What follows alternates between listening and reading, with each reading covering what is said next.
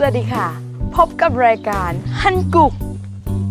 บุกทะเลค่ะไม่ใช่รายการที่มาสอนจำปาแบบภาษาเกาหลีนะคะแต่เราจะสอนภาษาเกาหลีให้ทุกคนเพลิดเพลินแบบที่เรียกได้ว่าแซบะวันนี้นะคะเราจะเสนอวันนี้นะคะเราจะมานำเสนอศัพท์ที่เรียกได้ว่าเจอกันในซีรีส์กันบ่อยๆนะคะอย่างเช่นซีรีส์ The Master Sun นะคะ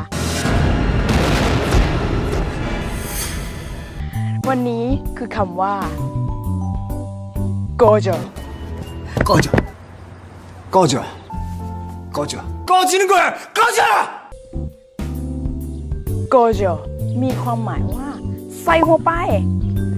ปนะคะคือเราก็สามารถที่จะใช้คำนี้กับทุกสิ่งได้นะคะก็จะเช่นแมวต้นไม้ก็จะรถก็จะทุกอย่างนะคะที่เราอยากจะไล่นะคะก็จะโก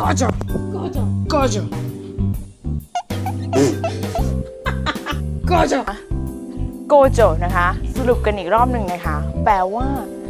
ใส่หัวไปนะคะเราสามารถใช้กับได้ทุกสิ่งนะคะแต่ก็อย่าลืมนะคะขีดดอกจันพันดวงนะคะว่าอย่าใช้กับคนที่